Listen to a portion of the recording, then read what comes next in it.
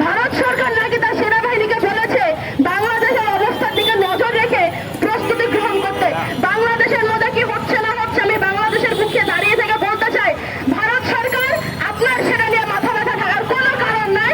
আপনি আপনার দেশের আন্দোলন সামলান, বাংলাদেশ নিয়ে আপনার চিন্তা করতে হবে না।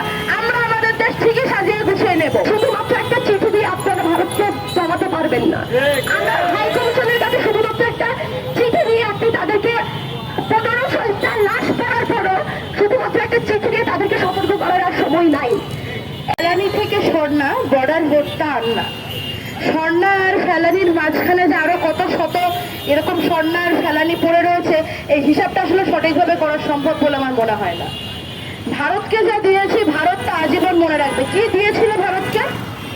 বাংলাদেশের সার্বভৌমত্ব, বাংলাদেশের একটি রাষ্ট্র হিসেবে যে সম্মান, যে আত্মবিশ্বাস, এইগুলো ভারতের হাতে তুলে দেওয়া হয়েছিল। নয়তো ভারতকে কি দেওয়া হয়েছিল যা ভারত আজীবন মনে রাখবে?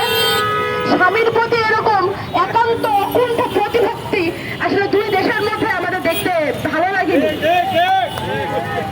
এই স্বামী স্ত্রীর মধ্যে ডিভোর্স না হলেও একটা পিসফুল সমাধান মনে হয় এবার আসা উচিত। প্রতিবেশী রাষ্ট্র শুধুমাত্র প্রতিবেশী রাষ্ট্রই হবে, প্রতিবেশী রাষ্ট্রের সঙ্গে আর কোনো সম্পর্কের দরকার নাই। কেন ভারতের বিরুদ্ধে কথা বললে আমাদের শুনতে হয় পোস্ট ডিলিট করো, না হলে সমস্যা হবে? কিসের সমস্যা হবে? বাংলাদেশে বসে ভারতের বিরুদ্ধে কথা লিখলে সমস্যা তো হয়েছিল। আবরারকে পিটিয়ে এত বেশি পেটানো হয়েছিল, আবরার মারা গেছে।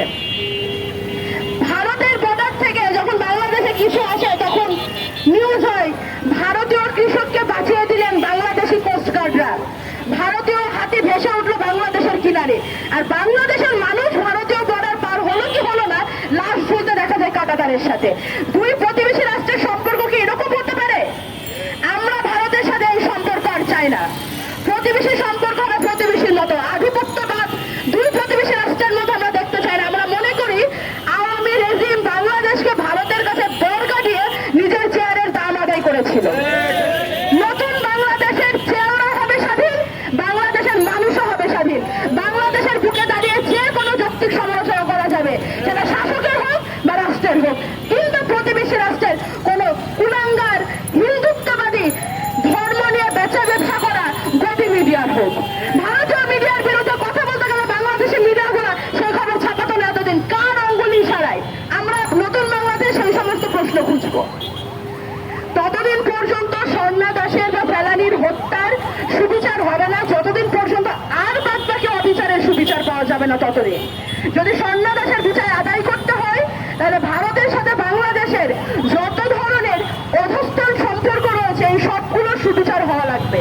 আমাদের পানি বন্টন সুবিচার হওয়া, আমাদের পানির ন্যায্য হিস্সা লাগবে, আমাদের পররাষ্ট্রনীতি পাল্টাতে হবে। বাংলাদেশ থেকে গণহত্যাকারী পালিয়ে গিয়ে কিভাবে ভারত আশ্রয় নিতে পারে কোনো গণহত্যাকারী, এই প্রশ্নের উত্তর ভারত সরকারকে দেওয়া লাগবে।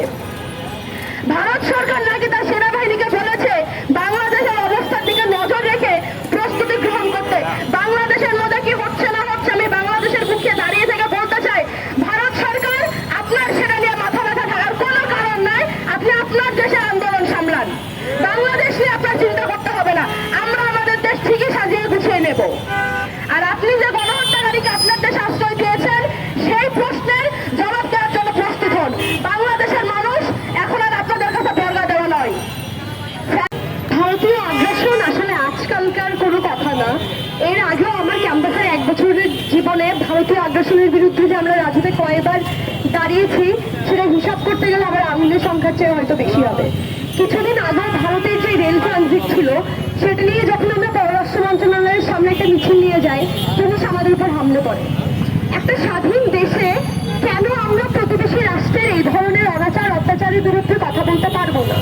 কেন কথা বলতে গেলে আমাদেরকে বারবার দেখানো হয় যে ভারত আমাদের স্বাধীনতা যুদ্ধের বন্ধু? সেই সময়ের দায় 71-এর তারা আমাদের যেই সাহায্য করেছিল সেটার দায় আমরা এত বছর ধরে কেন মেটাবো? আর কত বছর ধরে আমরা সেই দায় মিটিয়ে যাব? ভারত কিছুদিন আগে যে পানি আগ্রাসনের কারণে আমাদের দেশে যে বন্যা হলো সেখানে বারবার